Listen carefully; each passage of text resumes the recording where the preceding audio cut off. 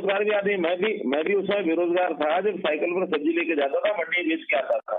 Sir इतना लिखने के बाद अगर यही करना पड़ेगा क्या सर? फिर तो सर इसमें पढ़ने लिखने की क्या जरूरत थी सर? काम जब तक काम नहीं मिलेगा तब तक कुछ तो करना ही पड़ेगा ना। पढ़ाई लिखाई होने के बाद ये मतलब नहीं हाथ पर हाथ रख के बैठ जाओ। इस प्रकार से भावुक होकर के बात करेंगे तो उसका कोई फायदा थोड़ी है। नौकरी तो नौकरी के हिसाब से मिलेगी। मेरे हाथ में नहीं है कि मैं कलम चला दूं नौकरी दूं आपको। थोड़ा सा आप तो समझदार आदमी हो, पढ़े लिख गए हो, और पढ़े लिखे होने के बाद अगर अपने सिस्टम को आप चला नहीं सकते हो तो उस पढ़ाई का क्या फायदा? हर आदमी पढ़े लिखे होने के बाद नौकरी की गारंटी थोड़ी होगी किसी की। नहीं सर, मेरा आपसे ये निवेदन है कि हम टीसी की भर्ती कब पूरी होगी सर? ये अध्यापक भर्ती 74 से 71 सर। भाई कोर्ट से जब निर्णय होगा तब होगी, उससे पहले नहीं। अच्छा ठीक है, आगे चलो। अगले कॉलर है हमारे साथ कर।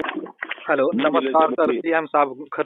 हेलो जी, मैं गांव भाना ब्राह्मणाम तहसील नरवाना से बोल रहा हूँ जी, बलवीर जी। जी सर, मैं एक पढ़ा लिखा बेरोजगार युवा हूँ सर। मैंने सर अनुसूचित जाति से मैं बिलोंग करता हूँ सर। और सर मैंने एमए कर ली है, बीएड कर ली है सर। और मैंने बड़ी मेहनत से लगन से करके सर मैंने टीजीटी की पेपर दिया था सर। उसका रिजल्ट अभी तक नहीं आया सर। मुझे रोना आ रहा है सर, सच में सर, अभी भी मैं रोना आ रहा है सर। अरे सुन लो आपने सीटी का पेपर ये दे दिया है क्या? हाँ दिया है, सीटी का भी दिया जी।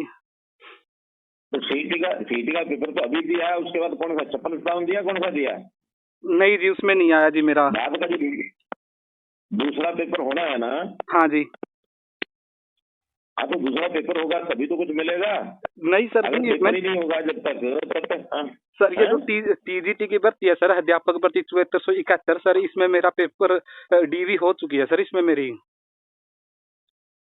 नहीं तो फिर डीवी हो गई तो इसका रिजल्ट आया कि नहीं आया अभी? नहीं सर, आया नहीं, अभी तक रिजल्ट नहीं आया सर। डीवी हुई है, डॉक्यूमेंट वेरिफिकेशन हो चुकी है सर।